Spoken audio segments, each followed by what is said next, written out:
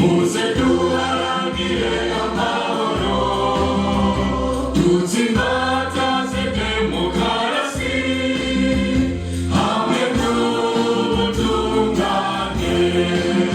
Umugambwe Kodebu iragi rya ndadaye barashima umutekano ingene wifashe muri rusange mu gihugu cyose, ariko rero ngo haracyari utunenge cyane cyane ku batware bo hasi, aho usanga ngo bamwe bagira iterabwoba kubo bajejwe gutunganiriza. Ibi rero bikaba bimwe mu byashikirijwe na Kefa Nibizi, umukuru w'umugambwe Kodebu iragi rya ndadaye mu nama isanzwe y'abagize komite nyobozi y'umugambwe. Reka rero twumvirize Kefa Nibizi kuko hari n'ibindi bitari bike yashikirije. Komite nkuru nyobozi y'umugambwe Kodebu rya ndadaye yakoranye kuwa gatandatu igerekezo rya 22/0/2020 mu byo yihweje akaba harimwo kurabira hamwe ingene vya politike, ubutunzi n'imano vyifashe kuva mu kwezi kwa ruheshi 2020 gushika uno munsi. Mu vyerekeye politike, komite nk'unyobozi y'umugambwe Kodebu irashimishwa n'ituze riri mu gihugu hamwe n'ingene imigambwe ibanye neza, ikabana neza n'inzego z'igihugu nubwo hariho agahaze mu nzego zo hasi. Muri kino kiringo haracibonekeza ubwoba mu barundi batari bake bwo gukorera imigambwe bifuza.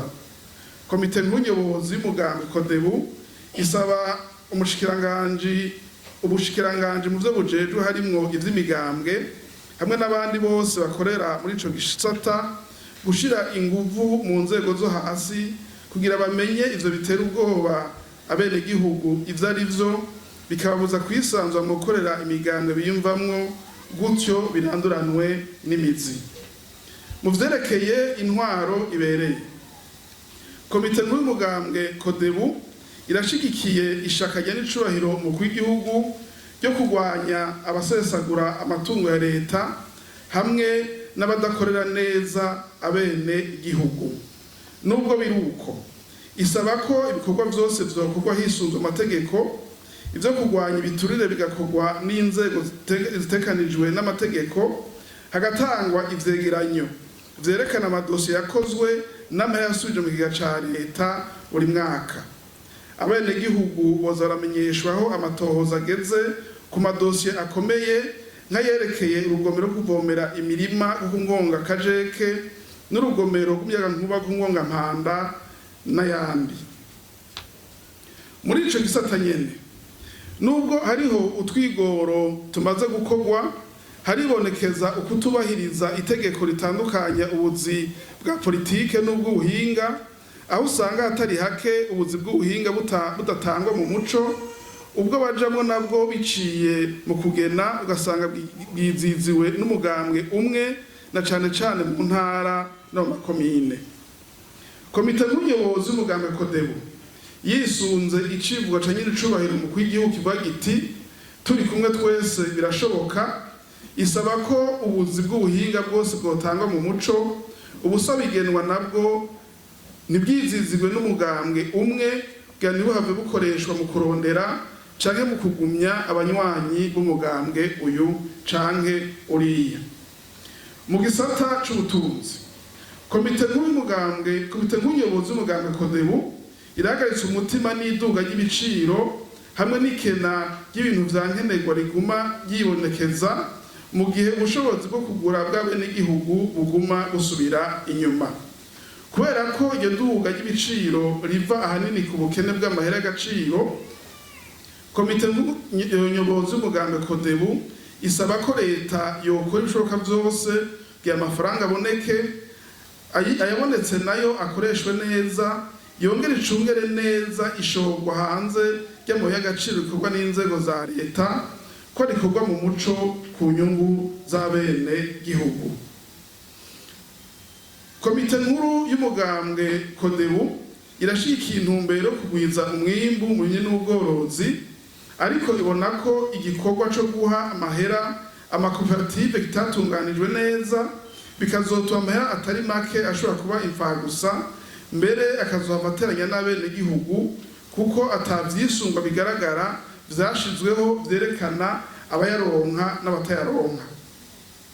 Komite nkuru nyobozi y'umugambwe Kodebu ibona ko ivyo gutanga amahera yo gushigikira bene gihugu bari kubakorera hamwe vyokwigwa neza, hakajaho umugwi w'ubuhinga ukurikirana ibikorwa biriko birarangurwa muri buri komine. Abajejwe gutanga iyo ntererano bo kwirinda cane kuyigira igikoresho ca politiki. Komite nkuru nyobozi y'umugambwe Kodebu nibona neza intumbero leta iriko irafata yo gukomeza ibisata vy'imyuga n'amahinguriro. Kubera ko isi ndimwa itera yaga, harakwiye gushigwa inguvu ziboneka muri ivyo bisata kugira abataronse aho barima canke bororera canke batagomba gukorera mu burimyi n'ubworozi batungwe n'imyuga canke baronke akazi mu mahinguriro. Ivyo bizotuma haboneka ivyakorewe mu Burundi dushobora gushorera hanze kugira turonke amahera y'agaciro. Mu gisata c'imibano, komite nkuru nyobozi y'umugambwe Kodebu iratewe impungenge n'ubushomeri bugwa bwiyongera, kandi ko abanyeshuri batari bake baciga ivyigwa vy'ubumenyi rusangi bitabashoboza kugira ico bikorera bahejeje amashure yisumbuye. Komite nkuru nyobozi y'umugambwe Kodebu ibona ko abanyeshuri benshi bokwiga ibisata vy'ubuhinga canke vy'imyuga bibashoboza kugira izo bikoreye bonyene barangije amashuri. Ku batashoboye kubandanya amashuri y'inyuma y'ishure shingiro, hoshirwa kuri buri shure shingiro igisata c'imyuga c'ikiringo gito, uwejeje wese iryo shure shingiro ashobore kwitunganya mu buzima bwa misi yose. Nubwo leta imaze kugira utwigiro tutari duke mu kurwanya cakiza coronavirus, haracibonekeza ko abavuye hanze n'indege bashika mu miryango yabo batararonka inyishu z'ibipimo bagiriwe, bigatuma bakwiragiza iyo ngwara iyo bagwaye. Komite nkuru nyobozi y'umugambwe Kodebu isaba ko abavuye hanze y'igihugu bose boronkera inyishu z'ibipimo ku mupaka binjiriyeko. Leta yosigurira neza abenegihugu ibijanye n'urucanco rw'ico kiza kugira bikenewe baruhurumbire. Komite nkuru nyobozi y'umugambwe Kodebu ibona ko ibibazo bitari bike vyugarije abarundi bituruka ku tunenge tucibonekeza mu ntwaro ibereye, iyo nayo ivyo navyo bikaba biva ko umuco wa demokarasi utarashinga imizi neza mu gihugu. Ari naco gituma yafashe ingingo yo gutanguza ishure ya demokarasi ku civo kivuga giti uko utwawe niko ubaho.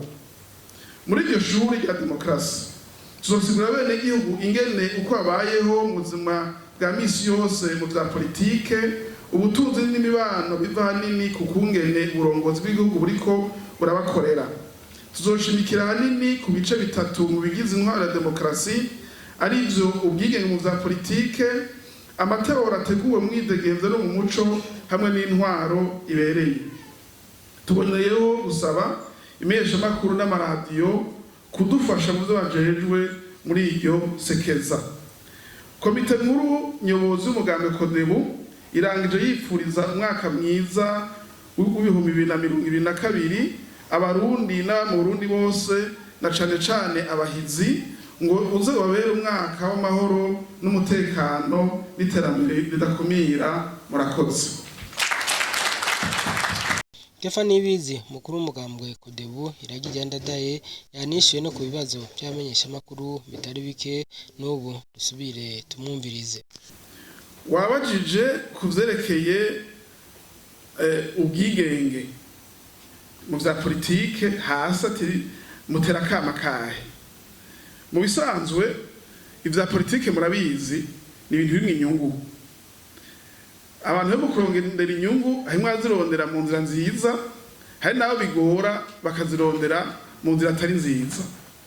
Kandi inyungu ziri kugwa, hari inyungu rw'igihugu, hari inyungu zo ku mutumba, hari inyungu zo kuri komine, hari inyungu zo mu ntara. Umuntu rero ku mutumba arashobora kuragiza mugenzi we atanatumwe no muri komine akinga inyungu ziwe. Umuntu wo mu ntara arashobora no kugira ivyo atabitwe n'uwo hejuru umugabo ko akingira inyungu ziwe ngaho iyo duciye mu bene gihugu hasi batubwira bati yamara jewe ndatinya kwambara impuzu y'umugambwe kuko niyo naja ku mukuru w'umutumba ahava atanyakira neza hari ndabaha akarorero gasanzwe jewe itariki 31 y'ukwezi kwa12 nagiye ku mutumba mvuka ko kugira umunsi mukuru abanywanyi umugambwe hamashitseho twandikira ikete buramatari mu bisanzwe murabizi ko ntibishura tureforma mugabo nka 2:00 y'ijoro buca nza kugira umunsi mukuru nza mbona baranyandikiye message bati yamara umukuru w'umutumba yatubwiye ko inama itaza kuba kubera yuko umuhanuzi wo kwa Musitani yavuze yuko hari ikibazo ca covid mungu wanje iro hirya no hino ariko bikorane nari inama yo kumutumba niyitaba kubera covid mbona rero abantu bariko bafise ubwoba babwira nti uwo muntu ni mumwishure kubera yuko twe twandikiye buramatari kandi twanditse ikete niwe twishura ko bidakunda tuzabwira inama rero turo ubundi muntu atubuza tugiye dusanga mukuru mutumba cyangwa jewe nashikije izo mwambwiye igituma niki nuko umuhanuzi wa Musitanteri twari tubahantu hegeranye yavuga ati ntagire umuntu numwe aza kuzoha akarere ngaha jewe niho ndi nibindi bintu bene ivyo vyama biba ugasanga umukuru wo muri komine aratumye ko umuntu avuga ngo ko ahunganye umutekano amara atakigwanisho mwafatanye hari grenade ngoya wewe wigisha ibitaje n'umugambi wacu ivyo bintu rero biriho ngiriye ko nishura kibazo Philippe wajije urumva yuko tweze dushikiriza tuyitwara ku rubuga nizatonaniye gushikayo turashikayo mugabo hasi hari ubwoba kubera yuko usanga bajye barongoze ku mitumba bajye bashefu do zone bajye ba Musitanteri bamwe usanga tuvuganye ukuri kandi neza ko ntihenda abenshi ntibazi n'iteko rigenga imigambwe ngo bamenye uburenganzira bw'imigambwe abenshi ntibazi rya tegeko rigenga amanama n'imyerekano ngo bamenye uburenganzira bw'imigambwe cyo twasavye yuko ubushikiranganji bujejwe no hagati mu gihugu n'abandi baza kubigisha uburenganzira bw'imigambwe babimenye ko twe twibaza yuko rimwe harimwe abikora ko kutamenya